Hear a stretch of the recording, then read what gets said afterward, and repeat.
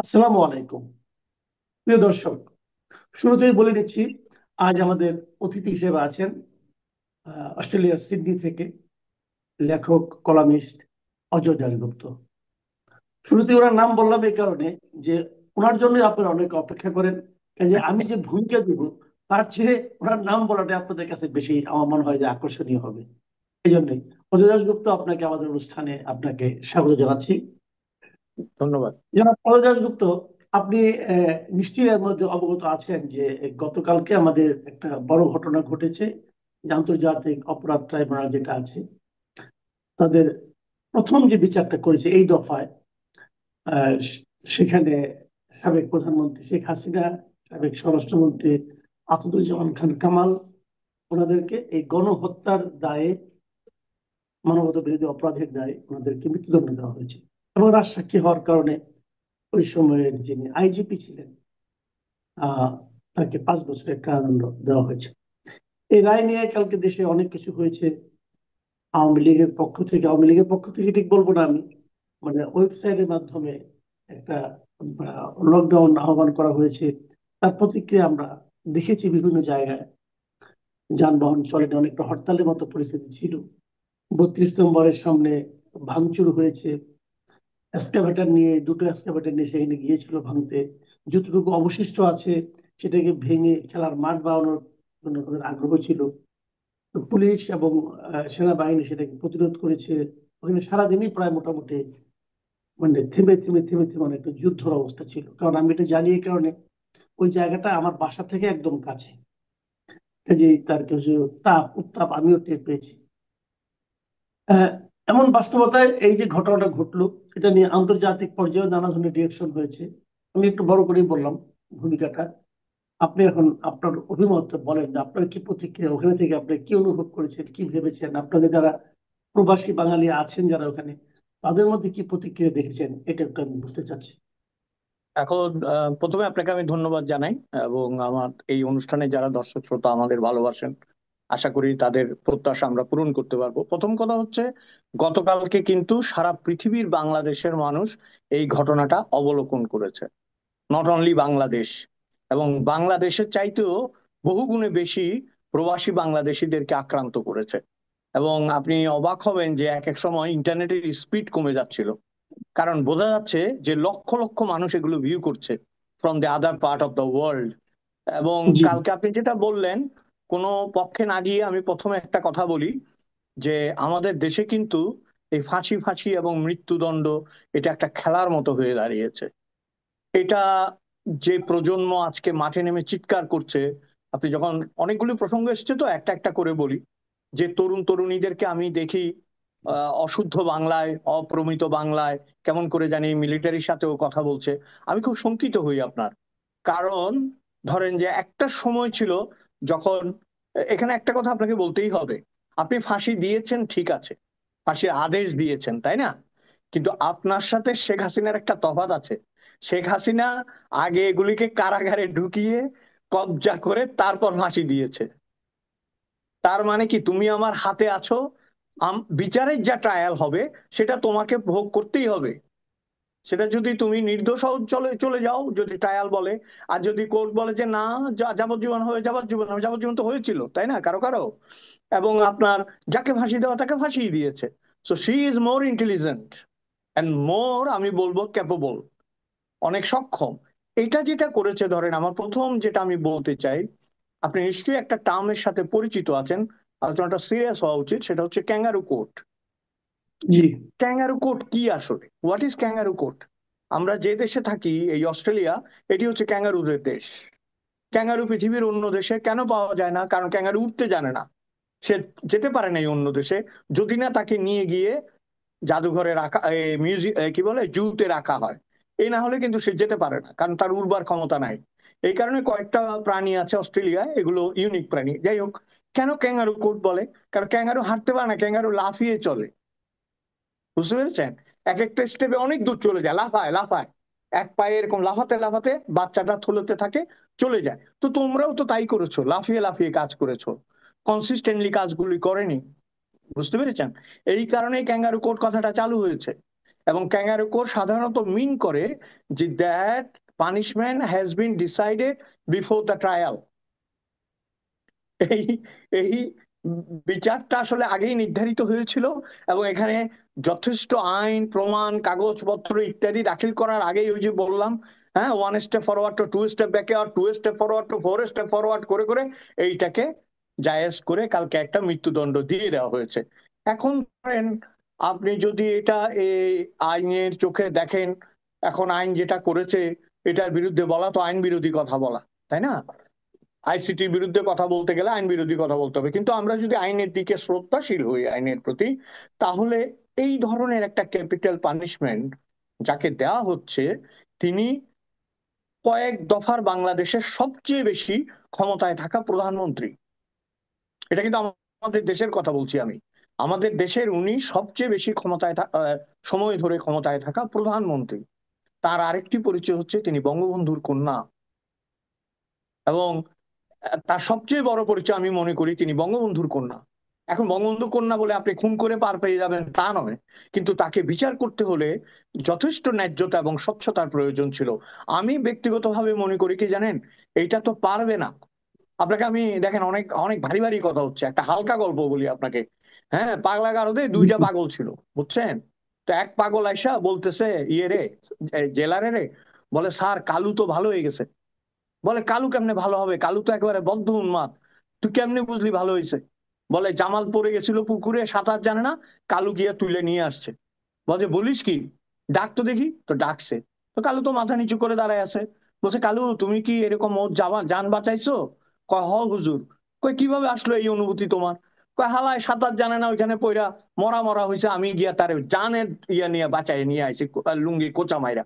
কয় খুব ভালো করছো, তোরও তো আমি কয় কিছুদিনের জন্য রিলিজ দিব, তুই বাড়ি যা, মাথা ঠান্ডা করে চল, তুই আর পাগলা গারদে থাকিস না। তো রিলিজ লেটারটা লিখতে লিখতে সই করার আগে জিজ্ঞেস করছে, আচ্ছা তুই যে ওরে তুলছস কালু রে, ও কই? কয় স্যার পুরা ভিজা গেছে, তো ওরে গলায় দড়ি দিয়ে গাছের লগে ঝুলাই দিয়ে আইছি যাতে শুকাইতে পারে। বুঝছেন? কয় কতক্ষণ আগে দিছস? কয় 1 ঘন্টা আগে। কয় হারামজাদারা আবার ঢুকা জেলে। বুঝছেন? এখন গারদে আবার ঢুকা। এই ফাঁসি তো ফান, এই ফাঁসি ফার্স। ফার্স এই কারণে আপনি তাকে আনতে পারবেন না, তাই না? আমাদের চোখের সামনে 15 বছর ধরে দোদণ্ড প্রতাপে শাসন করা এই আওয়ামী লীগ সারা বাংলাদেশ চেষ্টা করে মেজর নূরকে আনতে পারে নাই, তাই না? কানাডা থেকে না, আনতে পারেনি। কিন্তু এখানে এখানে আমি একটা কথা বলি, বাস্তবায়ন বলুন। করা না গেলেও কি রায়টা কি জরুরি ছিল না নৈতিক ভাবে? যদি কেউ হত্যার অপরাধে অপরাধী হয়, আমি তাকে আনতে পারবো না জানি, কিন্তু তার বিরুদ্ধে যে আমি রায়টা দেবো না, এটা কি প্রয়োজনীয় না? না, রায়ের ব্যাপারে আমরা কথা বলছি না, আমরা বলছি যে সাক্ষী সাবুত প্রমাণ, একটা আচ্ছা। ট্রায়ালের যে আপনি রায় দেবেন, সেই রায়টা কতটা ফেয়ার। এখন আপনি আমি যখন কথা বলছি, এর ফাঁকেই কিন্তু অ্যামনেস্টি ইন্টারন্যাশনাল জানিয়েছে যে ইট ওয়াজ আনফেয়ার। অ্যামনেস্টি ইন্টারন্যাশনাল বিবৃতি দিয়েছে যে এই হুম, হুম, জাস্টিস, হুম। এই বিচারটা ট্রায়ালটা তাদের কাছে আনফেয়ার এবং আনজাস্টিস মনে হয়েছে। Not only that, economic journal না ইকোনমিস্ট তারাও বলেছে যে এত দ্রুততম সময়ে বিচার করাটা এটা আনফেয়ার এবং এটা জাস্টিস হয়েছে বলে মনে হচ্ছে না। তাহলে আপনি কিন্তু শুরুতেই নেগেটিভ ফিডব্যাক গুলি পেতে শুরু করেছেন, তাই না?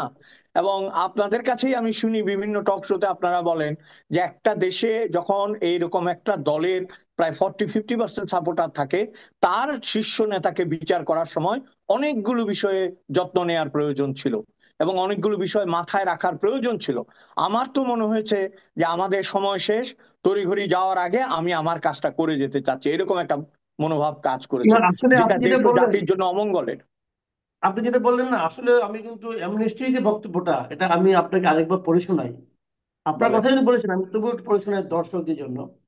তারা বলেছে যে 2024 সালের জুলাই আগস্টে ছাত্রদের নেতৃত্বে বিক্ষোভের সময় যে গুরুতর মানবাধিকার লঙ্ঘন ও মানবতা বিরোধী অপরাধের অভিযোগ রয়েছে, সেজন্য যারা ব্যক্তিগতভাবে দায়ী তাদের বিরুদ্ধে সুষ্ঠু বিচার প্রক্রিয়ায় তদন্ত ও বিচার কাজ হতে হবে। কিন্তু এই বিচার ও সাজা কোনোটি সুষ্ঠু ও ন্যায়সঙ্গত হয়নি। এটা একটা বড় অভিযোগ, তাদের অবজারভেশন তো এটা আচ্ছা, বড় আমি একটা আর একটা অভিযোগ। কথা আপনাকে বলবো, আরো একটা কথা জি। আপনাকে আমি বলবো, please go to the main text. যেটা ইংরেজিতে ওরা বলেছে ওইটা। কারণ আমাদের দেশে বাংলা কি করে জানেন, ওই যে পুলিশ পেট্রোল করতেছিল ওইটাকে বলছে পুলিশ পেট্রোল চড়াইতে চড়াইতে এদিক থেকে ওইদিকে গেছে। না, হ্যাঁ, এখানে কিন্তু টুইস্ট থাকতে পারে, যদিও এটা ঠিক আছে মনে হচ্ছে। আমি এটা আমার কাছে অরিজিনালটা মনে হয় পড়েছি। ঠিকই আছে, আমি তো চেক করেছি, এটা ঠিকই আছে, একই রকম এরকমই। হ্যাঁ, অরিজিনালি ইংরেজি আছে থেকে। এটা মনে হচ্ছে। Somehow you are hmm, lucky যে আপনি অরিজিনাল হুম, ভার্সনটা পেয়েছেন, কারণ এটাকে টুইস্ট করলে কিন্তু বদলে যাবে। আমরা টুইস্ট বদলে চাচ্ছি না। যায়। হ্যাঁ, এবং আপনি হয়তো জানেন যে তসলিমা নাসরিন একটা লেখাও লিখে ফেলেছে ইতিমধ্যে ইন্ডিয়ান টুডেতে বোধহয়। হ্যাঁ, এবং সেখানে তাই তিনি, না? হ্যাঁ, উনি হ্যাঁ। যেটা বলছে যে এই সমস্ত আনফেয়ারনেস যদি হাসিনার ক্ষেত্রে হয়, তাহলে ইউনূস সাহেব ফেয়ার হইলো কিভাবে?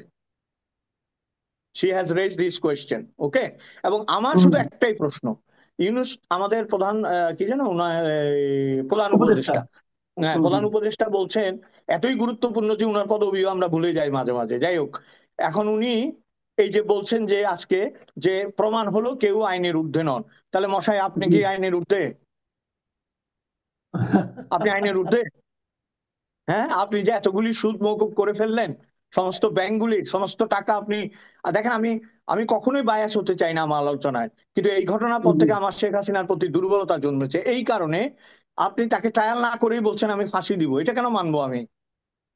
আপনি হুম। ট্রায়াল করেন, ন্যায্য বিচার করেন, তাকে ডিফেন্ড করার সুযোগ দেন। ভাই, পৃথিবীতে একটা লোক যে তার স্ত্রী পুত্রকে খুন করে তাকেও কিন্তু আত্মপক্ষ সমর্থনের সুযোগ দেওয়া হয়, তাই না? এবং এই রাইট। বিচার যে একটা প্রহসন, তার একটা প্রমাণ কিন্তু রেখে গেছে তারা। আমি কোনো আর্গুমেন্টের কথা বলবো না, কোনো সাক্ষীর কথা বলবো না, আমি শুধু একটা ছবির কথা বলবো, যে ছবিতে আসামি পক্ষের উকিল হেসে হেসে দাঁত কেলিয়ে বলছে আমার খারাপ লেগেছে এই রায়। এর চেয়ে ফার্স কি হইতে পারে? হ্যাঁ, সে 32 পাটি দাঁত বের করছে যে আমার এই রায় ভালো লাগেনি। আরে মিয়া, নিমক হারামেরও তো একটা সীমানা আছে না? তোমারে যে দায়িত্ব দিয়েছে, হ্যাঁ, আপনি জানেন কুরুক্ষেত্রের, এই যে মহাভারতের কথা বলছি আমি, মহাভারতের জি। সবচেয়ে খারাপ চরিত্র ছিল শকুনি, যে যুদ্ধ লাগিয়ে দিয়েছিল। কিন্তু জি। শকুনি সবার আগে স্বর্গে গিয়েছিল, কেন জানেন? সে তার কর্তব্য থেকে বিচলিত হয়নি। সে কার পক্ষে বিপক্ষে সেটা বড় কথা না, দেবতার পক্ষে না বিপক্ষে, কিন্তু তার কর্তব্য সে অবিচল ছিল। এই লোকটা তো কর্তব্যেই অবিচল নয়, এবং যে পক্ষ সমর্থন করে সে আদালতে বক্তব্য দিচ্ছে তার ব্যাপারে সে দাঁত কেলিয়ে ফাঁসির আদেশে বলছে আমি খুশি হইনি। এইটা বিচার? হুম। এটাই বাংলাদেশ? এবং আমি আপনাকে আরো একটা কথা বলবো, আহ, হুম। কি বলে মাসুদ ভাই, এটা আমার কাছে ইম্পর্টেন্ট মনে হয়। 40 বছর লিবিয়া শাসন করেছিল গাদ্দাফি। হুম। হুম। তারপরে আপনার দীর্ঘ সময় ধরে তাকে, তাদেরকে যখন সরানো যায়নি তখন কিন্তু আন্তর্জাতিক চক্রান্ত করে তাদেরকে সরিয়েছে, তাই না? সেই জি। বিচারগুলো কিন্তু, সেই সেই অন্যায়গুলো কিন্তু ইতিহাসে জমা আছে। সিরিয়াসলি, এই ইতিহাসে জমা আছে কিন্তু এগুলো। একটা কথাই আছে, হিস্ট্রি রিপিট ইটসেলফ। এই যে কাদের সিদ্দিকী একটা কথা বলেছে, যদিও কাদের সিদ্দিকী খুবই নড়বড়ে মানুষ, কিন্তু তিনি একটা কথা বলেছে না, যে আমাদের অনেক আগেই শেখ হাসিনা ডক্টর ইউনূসকে চিনতে পেরেছিল। আসলেই তো চিনতে পেরেছিল। উনি তো মারতে বলে নাই, উনি বলছিল যে একটু চুবাইয়ে নেন এবং উনি যেন না মরে খেয়াল রেখে নেন, কিন্তু হ্যাঁ, ওই যে পদ্মার পানিতে চুবাই আনতে বলছিল কিন্তু না মরে এটা খেয়াল রাখে। আর এই লোকটা একেবারে ফাঁসিয়ে দিয়ে দিছে।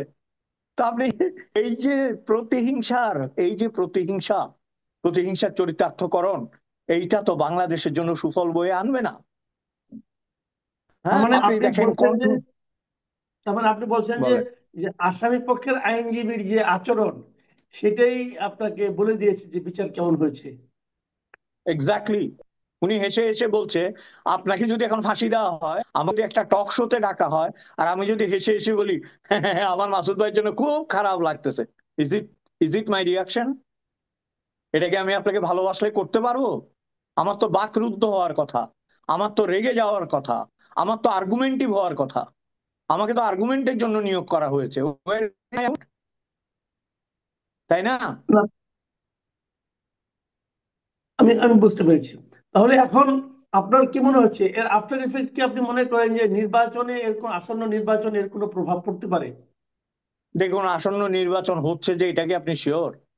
এই যে আবার একটা প্রসঙ্গ তুললেন, যে ব্যাপারে গণভোট চেয়েছে মাসুদ ভাই, আমার কাছে মনে হয় না, আপনাকে আমি 3টা প্রশ্ন করতেছি, যে আপনি কি আজকে ভাত খেয়েছেন?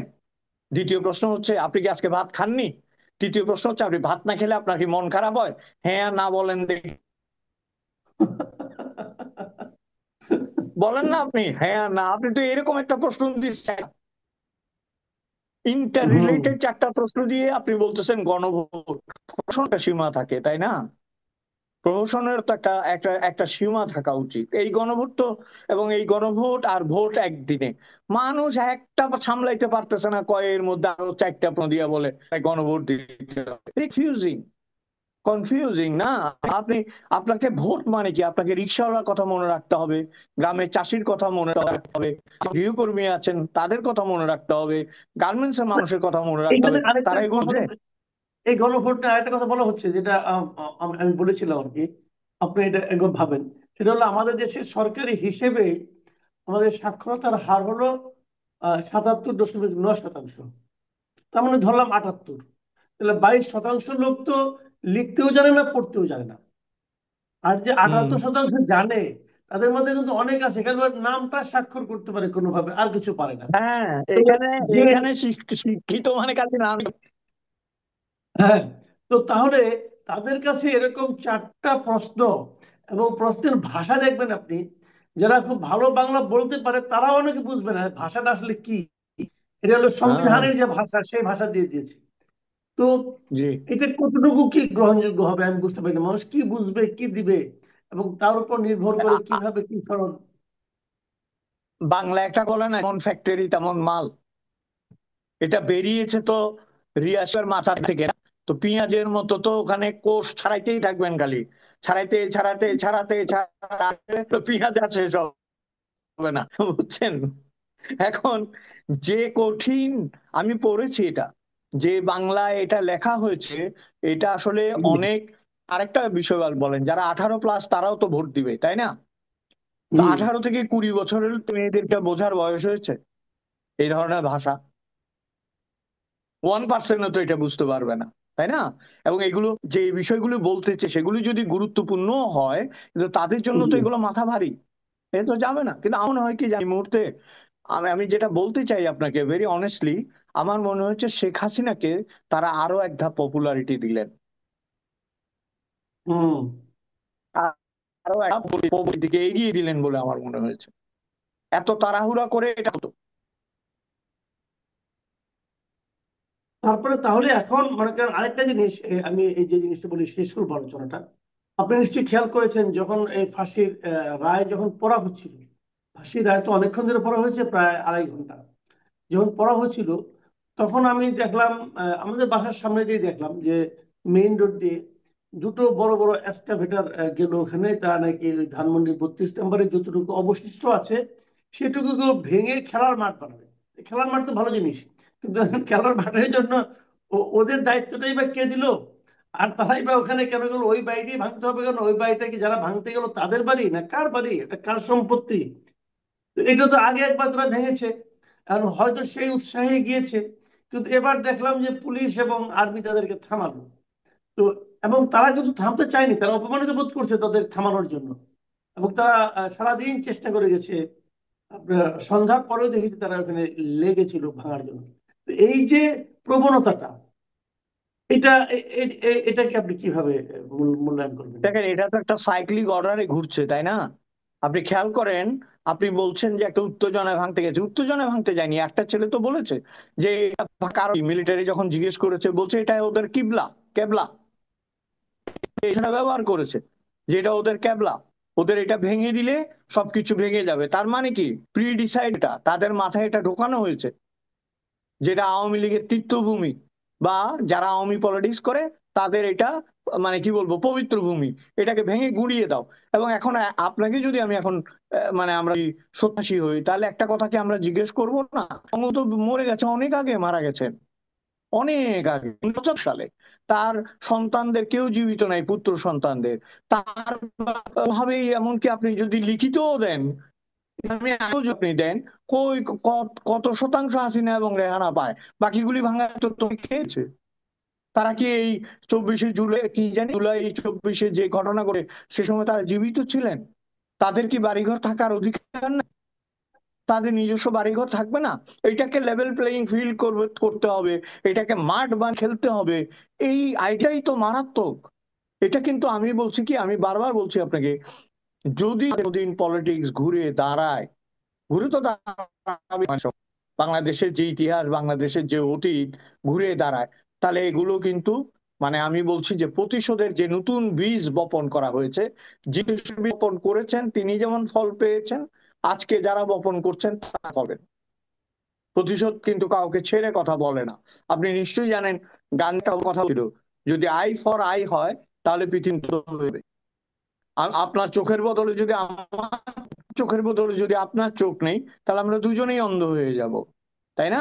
এবং বুদ্ধির এক কথা আছে যে আপনি জ্ঞানত যদি কারো জন্য কবর খোঁড়েন, মনে রাখবেন আপনি দুই কবর খোঁড়েন।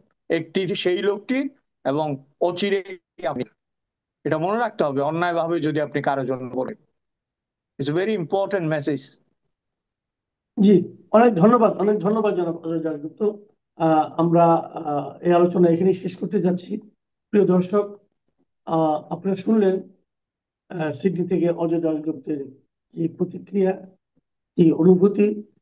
কালকে যে ঘটনা ঘটেছে, যে মৃত্যুদণ্ড রায় দেওয়া হয়েছে আমাদের আন্তর্জাতিক অপরাধ ট্রাইব্যুনাল, সেটা নিয়ে বিদেশের বিভিন্ন সংস্থাও নানা রকম প্রতিক্রিয়া দিয়েছে, সেগুলিও আমরা দেখছি।